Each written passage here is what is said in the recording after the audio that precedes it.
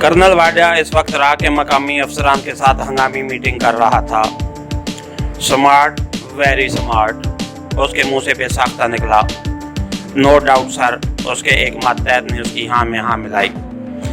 हैरत की बात है कि सरहद से यहाँ तक कि उसने किसी भी अपनी जगह असलियत जाहिर नहीं होने दी और अब तक कामयाबी से अपना खेल खेल रहा है।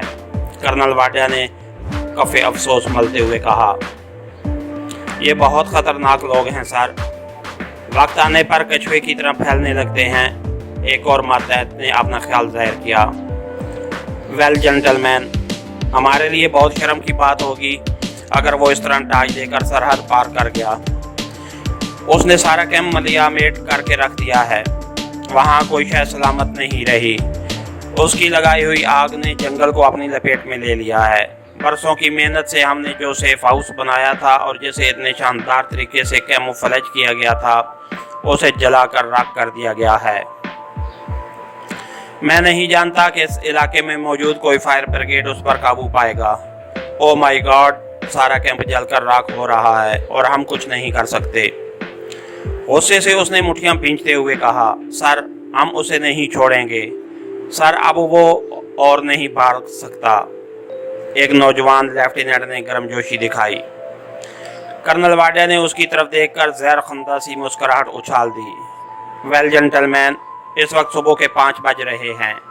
हमारे और उसके दरमियान सिर्फ 2.5 घंटे का फासला है, लेकिन वो अकेला है और हम हज़ारों की तादाद में यहाँ इस एरिया में मौजूद हैं। अगर हमारे हज़ारों जवान इस 2.5 घंटे के फासले को न पलट सके तो बहुत शर्म की बात होगी, बहुत शर्म की बात होगी।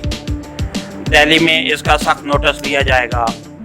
वाडिया ने वहां मौजूद राह के अफसरान को ब्रीफिंग देते हुए कहा।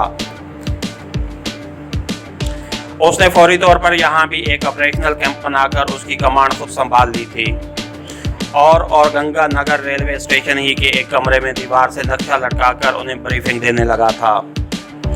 इन लोगों ने रेलवे मुलाजमीन की मदद से उसके उतरने की जगह की निशानदेही करने के बाद इर्द गिर्द के इलाके से वहां का मुकम्मल जोग्राफिया, छुपने की मुमकिन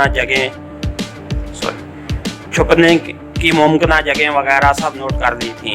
उसके साथ ही ये खसूसी मीटिंग बर्खास्त हो गई और इस एरिया में मौजूद तमाम इंटेलिजेंस यूनिटों को रेड अलर्ट आर्डर जारी हो गया। मीटिंग खत्म होने के बमुश्किल 10 मिनट बाद हज़ारों की तादाद में फौजी और सिविलियन एजेंसियों के जवान कैप्टन जमशेद के ताक़ुब में शिकारी कुत्तों की तरह निकल गए थे। इसके साथ ही हमारी आज के एपिसोड का इख्तिताम हुआ। कहानीगर चैनल को लाइक कीजिए, सब्सक्राइब कीजिए और बेल आइकन को प्रेस कर दीजिए ताकि हर आने वाली नई वीडियो आप तक बर वक्त पहुँच सके। शुक्रिया।